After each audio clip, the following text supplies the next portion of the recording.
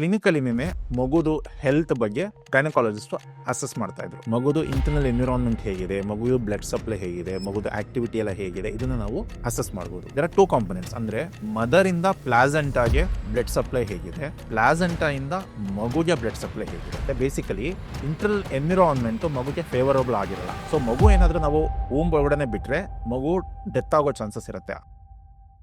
ಸ್ನೇಹಿತರೆ, ಈ ವಿಡಿಯೋದಲ್ಲಿ ನಾವು ಫೀಟಲ್ ಡಾಪ್ಲರ್ ಬಗ್ಗೆ ಮಾತಾಡೋಣ. ಏನಾಗುತ್ತೆ, ಮೊದಲೇನಾಗ್ತಾ ಇತ್ತು, ಬಿಫೋರ್ ಡಾಪ್ಲರ್ ಇನ್ವೆನ್ಷನ್ ಕ್ಲಿನಿಕಲಿ ಮಗುದು ಹೆಲ್ತ್ ಬಗ್ಗೆ ಗೈನಕಾಲಜಿಸ್ಟ್ ಅಸೆಸ್ ಮಾಡ್ತಾ ಇದ್ರು. ಅಂದ್ರೆ ಮಗುದು ಗ್ರೋತ್ ಹೇಗಿದೆ, ವೆಯ್ಟ್ ಹೇಗಿದೆ, ಮಗುದು ಆಕ್ಟಿವಿಟಿ ಹೇಗಿದೆ, ಇಂಟರ್ನಲ್ ಎನ್ವಿರಾನ್ಮೆಂಟ್ ಹೇಗಿದೆ, ಇದೆಲ್ಲ of course most of the times clinically evaluate ಮಾಡ್ತಾ ಇದ್ರು. ಈಗ ಏನಾಗಿದೆ, after ultrasound and Doppler invention Doppler ಮಾಡಿ ನಾವು ಮಗುದು ಇಂಟರ್ನಲ್ ಎನ್ವಿರಾನ್ಮೆಂಟ್ ಹೇಗಿದೆ, ಮಗುದು ಬ್ಲಡ್ ಸಪ್ಲೈ ಹೇಗಿದೆ, ಮಗುದು ಆಕ್ಟಿವಿಟಿ ಎಲ್ಲ ಹೇಗಿದೆ, ಇದನ್ನ ನಾವು ಅಸೆಸ್ ಮಾಡಬಹುದು. ಈಗ ಏನಾಗುತ್ತೆ, ಡಾಪ್ಲರ್ ನಾವ್ ಏನ್ ಮಾಡ್ತೀವಿ, ದೇರ್ ಆರ್ 2 ಕಾಂಪೊನೆಂಟ್ಸ್. ಅಂದ್ರೆ ಮದರ್ ಇಂದ ಪ್ಲಾಸೆಂಟಾಗೆ ಬ್ಲಡ್ ಸಪ್ಲೈ ಹೇಗಿದೆ, ಪ್ಲಾಸೆಂಟಾ ಇಂದ ಮಗುಗೆ ಬ್ಲಡ್ ಸಪ್ಲೈ ಹೇಗಿದೆ. ಸೊ ಇದನ್ನ ನಾವು ಡಾಪ್ಲರ್ ಅಲ್ಲಿ ಎವ್ಯಾಲ್ಯೂಯೇಟ್ ಮಾಡ್ತೀವಿ ಅಥವಾ ಡಾಪ್ಲರ್ ಅಲ್ಲಿ ನಾವು ತಿಳ್ಕೊಳ್ಳೋಕೆ ಪ್ರಯತ್ನ ಪಡ್ತೀವಿ. ಸೊ ಈ ಡಾಪ್ಲರ್ ಅಲ್ಲಿ ಮದರ್ ಇಂದ ಪ್ಲಾಸೆಂಟಾಗೆ ಏನಾದ್ರು ಬ್ಲಡ್ ಸಪ್ಲೈ ಕಡಿಮೆ ಆಗಿದ್ರೆ ನಮಗೆ ಇನಿಷಿಯಲ್ ಸ್ಟೇಜ್ ಅಲ್ಲೇ ಗೊತ್ತಾಗುತ್ತೆ. ಅಂದ್ರೆ for example 3rd month 5th month scanning ಅಲ್ಲೇ ಗೊತ್ತಾಗುತ್ತೆ. ಹಾಗೇನಾಗುತ್ತೆ, ಗೈನಕಾಲಜಿಸ್ಟ್ ಅದಕ್ಕೆ ತಕ್ಕನಾದಂತಹ ಟ್ರೀಟ್ಮೆಂಟ್ ಕೊಟ್ಟು ನೆಕ್ಸ್ಟ್ ಅದನ್ನ ಇಂಪ್ರೂವ್ ಮಾಡೋಕೆ ಟ್ರೈ ಮಾಡ್ತಾರೆ.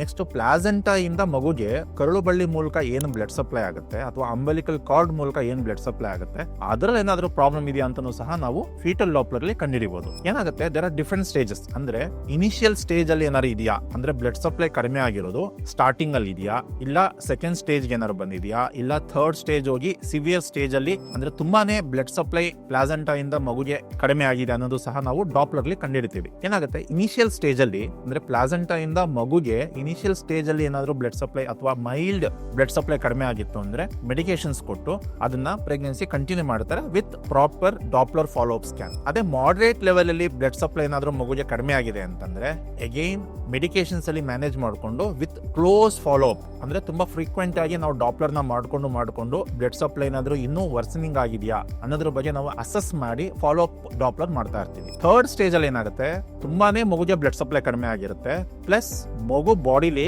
ಸರ್ಟನ್ ಕೆಮಿಕಲ್ ಚೇಂಜಸ್ ಆಗಿರುತ್ತೆ. ಅದನ್ನ ನಾವು ಫೀಟಲ್ ಹೈಪಾಕ್ಸಿಕ್ ಡಿಸ್ಟ್ರೆಸ್ ಅಂತೀವಿ. ಆ ಸ್ಟೇಜ್ ಅಲ್ಲಿ ಏನಾಗುತ್ತೆ, ಬೇಸಿಕಲಿ ಇಂಟರ್ನಲ್ ಎನ್ವಿರಾನ್ಮೆಂಟ್ ಮಗುಗೆ ಫೇವರಬಲ್ ಆಗಿರಲ್ಲ. ಸೊ ಮಗು ಏನಾದ್ರೂ ನಾವು ವೂಂಬ್ ಒಳಗಡೆ ಬಿಟ್ರೆ ಮಗು ಡೆತ್ ಆಗೋ ಚಾನ್ಸಸ್ ಇರುತ್ತೆ. ಆ ಸ್ಟೇಜ್ ಅಲ್ಲಿ ಅದಕ್ಕೆ ಗೈನಕಾಲಜಿಸ್ಟ್ ಏನ್ ಮಾಡ್ತಾರೆ, ಮಗುನ ಡೆಲಿವರಿ ಮಾಡ್ಬಿಟ್ಟು ಹೊರಗಡೆ ಅದಕ್ಕೆ ಏನ್ ಬೇಕೋ ಅದು ಸಪೋರ್ಟಿವ್ ಟ್ರೀಟ್ಮೆಂಟ್ ಕೊಟ್ಟು ಡೆವಲಪ್ ಮಾಡೋಕೆ ಟ್ರೈ ಮಾಡ್ತಾರೆ. ಸೊ ಇದೆಲ್ಲ ಏನಾಗುತ್ತೆ, this are all advance technology. ಇದರಿಂದ ನಮಗೆ ಅಕ್ಯುರೇಟ್ ಆಗಿ ಇಂಟರ್ನಲ್ ಎನ್ವಿರಾನ್ಮೆಂಟ್ ಯಾವ ತರ ಇದೆ ಮಗು ಸುತ್ತ ಅನ್ನೋದನ್ನ ನಾವು ಎವ್ಯಾಲ್ಯೂಯೇಟ್ ಮಾಡಿ ಟೈಮ್ಲಿ ಆಕ್ಷನ್ ತಗೋಬಹುದು.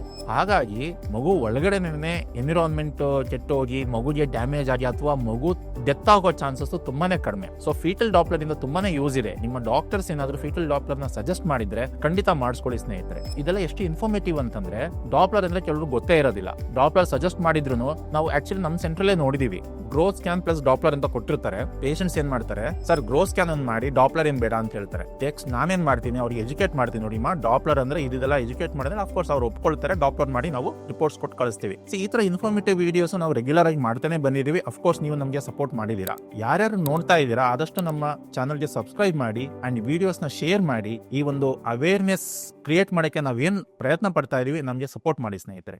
ಧನ್ಯವಾದಗಳು.